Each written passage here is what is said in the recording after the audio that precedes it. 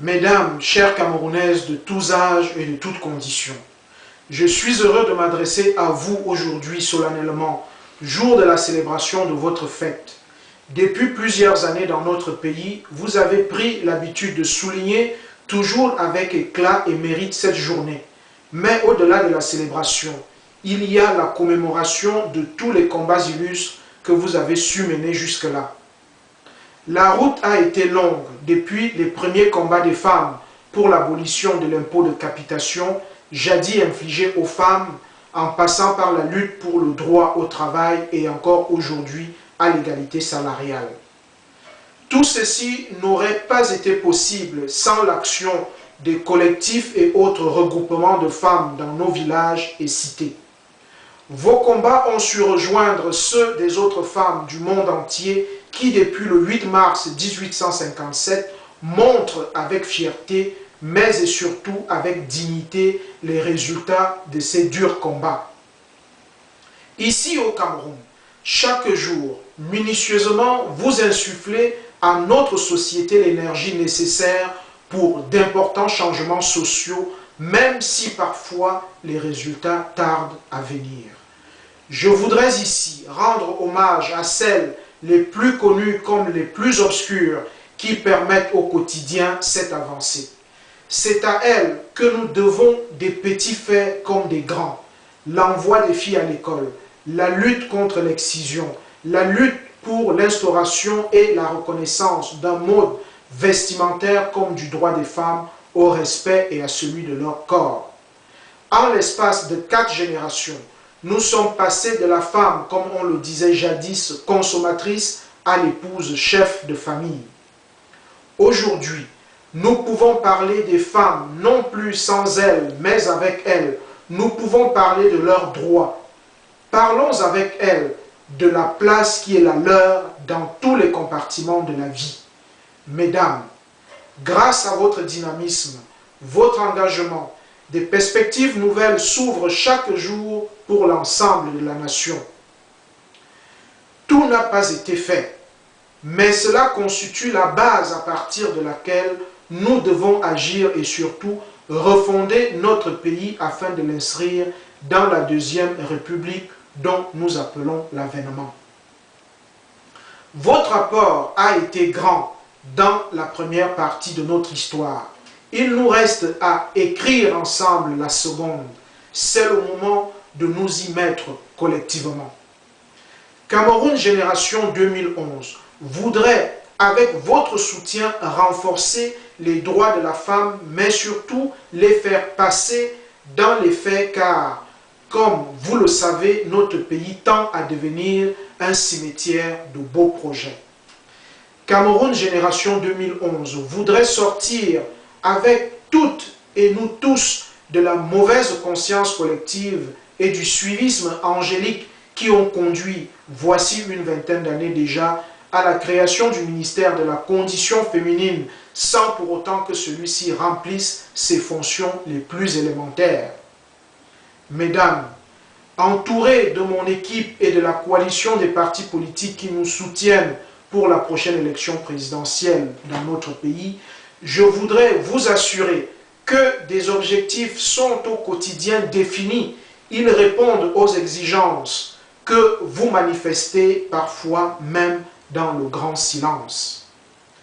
La sécurité dans un monde de plus en plus violent, car personne ne se marie si c'est pour trouver la violence, l'abandon en bout de ligne.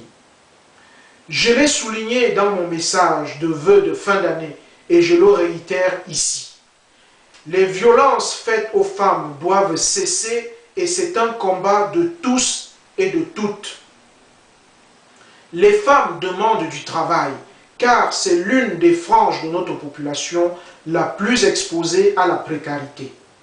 Les femmes exigent de la dignité et celle-ci est au bout du respect que nous devons à nos mères, épouses, sœurs et filles. Oui, chers compatriotes, de toutes conditions et de tout milieu, quels que soient les progrès que le Cameroun a réalisés depuis 1960, date de l'accession à l'indépendance de la partie francophone de notre pays, la situation de la femme dans notre société reste marquée par les violences physiques, psychologiques faites à la femme, une condamnation à la dépendance, l'inégalité et le non-respect du droit de la personne pourtant inscrite dans le préambule de notre Constitution. Mesdames, permettez que je ne me lance point dans une énumération qui risquerait d'assombrir encore plus l'horizon et masquer les progrès faits jusque-là. Permettez cependant que je souligne ici qu'il y a une spécificité de la situation des femmes dans notre pays. Nous devons en tenir compte. Elle doit même être mesurée chaque fois que nous voulons définir les actions à mener. C'est le moment. Prendre en compte cette spécificité, ce n'est pas nier les droits de la femme, ce n'est pas non plus amoindrir l'homme. C'est au contraire créer les conditions de leur mise en œuvre effective. Comment, par exemple, pourrait-on traiter efficacement du travail de la femme ou de ses droits à l'éducation dans les zones où elle en est encore privée si nous ne revisitons pas nos coutumes féodales et statiques?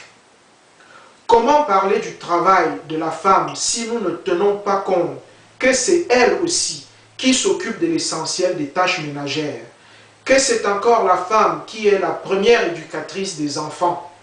Voilà pourquoi nous voulons l'ouverture des crèches dans chaque municipalité et dans les entreprises dont la taille reste à définir.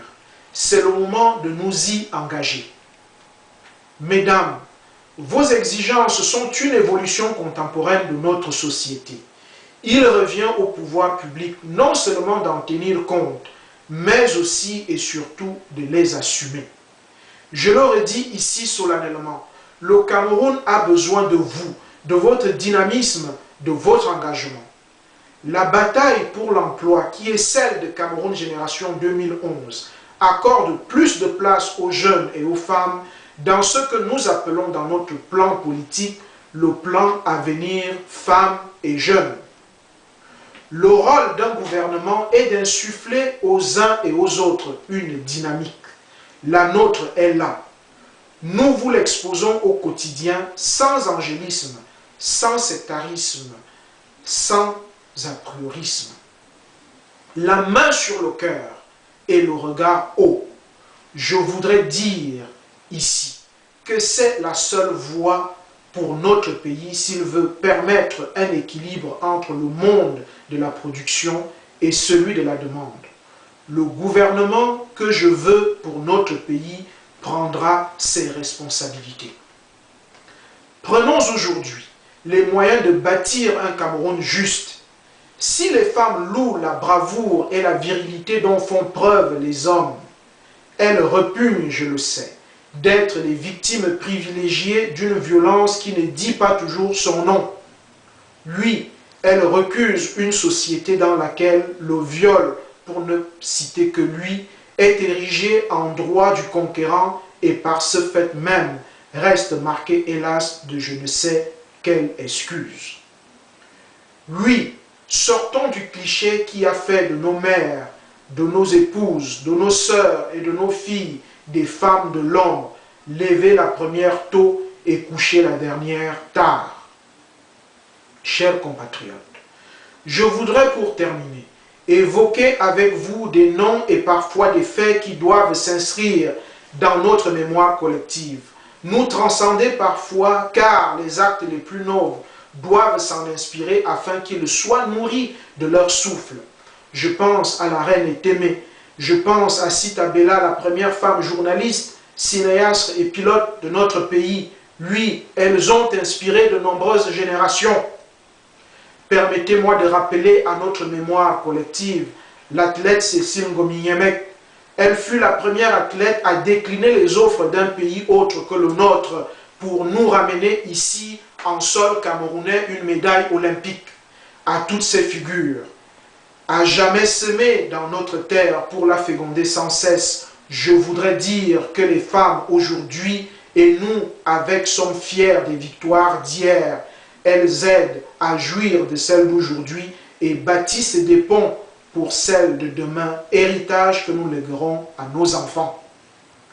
Bonne fête à vous, mesdames.